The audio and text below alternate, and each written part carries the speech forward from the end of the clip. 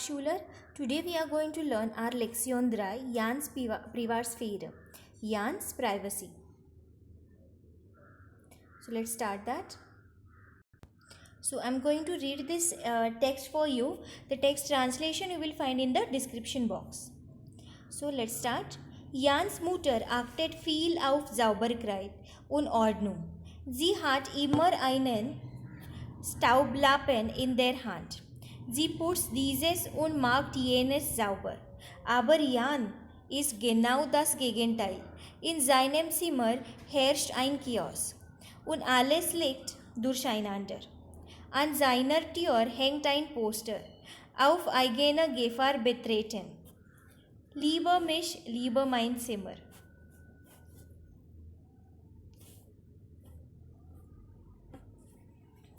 Versuche hier nicht zu ändern. Heute Sabine, seine Freundin, zu Besuch. Als sie sein Zimmer betritt, ruft sie unangenehm überrascht. Das ist ja total chaotisch bei dir. Die Schuhe stehen auf dem Schreibtisch, die Bücher liegen auf dem Boden. Der Stuhl steht in der Ecke, ein T-Shirt steckt im Bücherregal, das Papierkorb steht in der Mitte, der Mantel hängt auf dem Sofa, die Socken kann man unter dem Teppich sehen, auf dem Bett liegen Bleistifte und Fühler.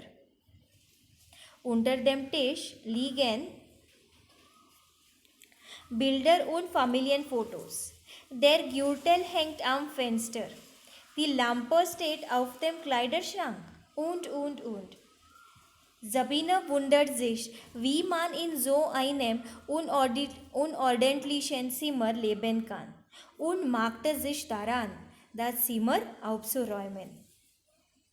So, that was the chaotic room description. So, now let's solve the question 1, which is richtig oder falsch. One example, I'm going to read it for you here. The remaining you are supposed to solve. The first one is Jans Mutter und seine Freundin beiden mögen Sauberkeit, which is richtig. Jan's mother and his girlfriend both likes the cleanliness. Second question now, let's see. Beantworten Sie die folgenden Fragen. Was für ein Zimmer hat Jan? What kind of room Jan has? So the answers I have written here.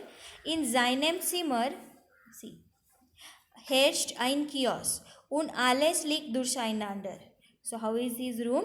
Chaotic. Same remaining questions answers you are supposed to write.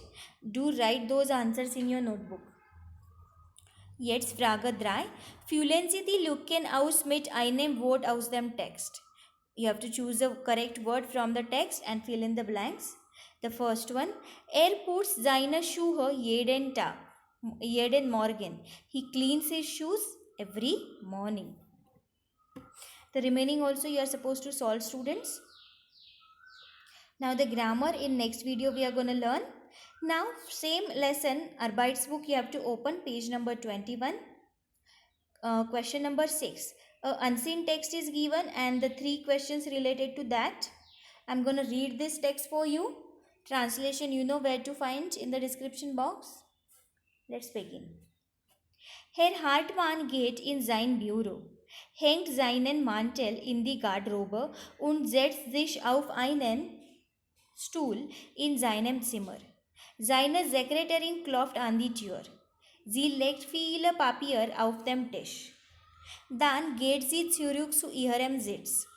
Vor ihr auf ihrem Tisch liegen der Telefonapparat und die Faxmaschine.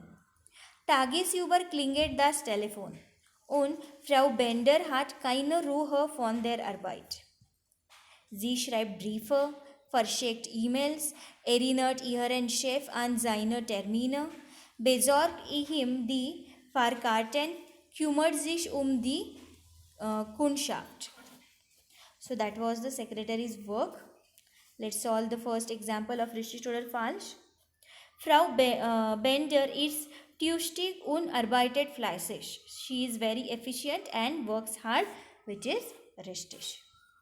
Solve the remaining 5 richtig oder false, students. Now let's discuss the first question of question answers. Was macht Frau Bender bevor sie in das Zimmer ihres Chefs eintritt? So she does all these things. Frau Bender knopft an die Tür bevor sie in das Zimmer ihres Chefs eintritt. She knocks on the door before entering the room of the boss. Now, let's discuss the third question. Fühlen Sie die Lücken aus mit einem Wort aus dem Text? The first one is, der Briefträger klopft bei uns. The postman knocks at our door, at our home's door. Okay. So, one example I have explained you students how to solve. So, the remaining you are supposed to solve and then complete your Arbeitsbuch. Okay. We will meet in our next video. Till then, choose.